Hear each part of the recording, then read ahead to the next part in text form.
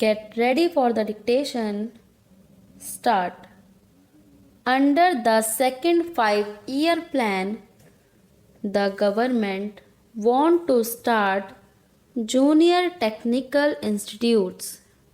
But so far the education department is not in a position to know what type of junior technical institutes are going to be established in the country.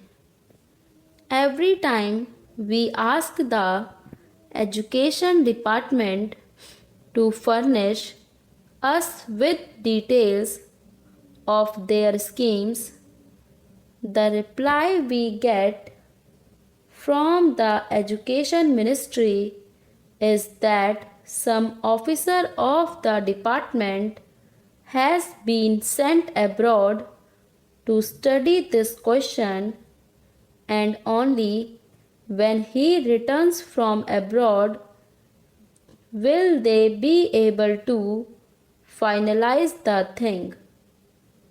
An officer of the education department has been sent to study these institutions in France. I think he must have spent 4 or 5 months in France. But the reply that the education ministry has given is that he could not study the entire scheme and he wants some other officer to be deputed to study. As I said before, under the second 5-year plan, we are to start junior technical institutes, but so far the education department is not in a position to give even the correct information to those private agencies which are there ready to start these schools. Therefore, I request the education department not to sleep over things but to take very active steps in collecting the necessary information and in helping the private agencies who want to start these institutes in this country. I know my people are suffering because they have been given a very defective type of education. Today, we have to depend upon the reservations. Whenever any vacancy occurs in a department, that vacancy, even if it is reserved, is not filled by a scheduled caste man. Naturally, this type of education will not help a candidate to choose any other profession except to depend upon government establishments. Therefore, it is necessary at least to see that the scheduled castes, the scheduled tribes, and the tribal people do not depend upon the reserved services. They must be given technical education. For that, the education department will have to spend enormous money. I do not want government in simply waste money in propaganda against untouchability.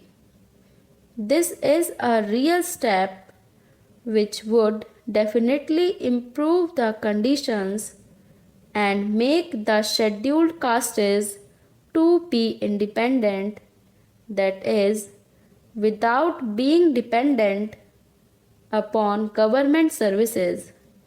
Therefore, I would like the Home Ministry to give special directives to all the state governments.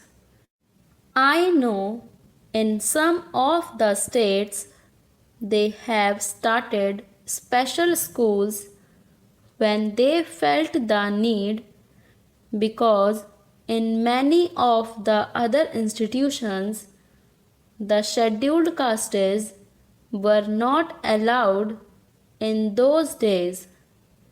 At that time, there were many states which had started special schools to cater to the needs of the scheduled castes. Now, when the government is not able to give the reserved vacancies to them, it is very necessary that these technical schools should be started so that the scheduled castes can be made independent and can prosper in this country. I join my friend in expressing satisfaction at the fact that the national income has recorded an increase of 18%, perhaps 7% more than the estimated increase.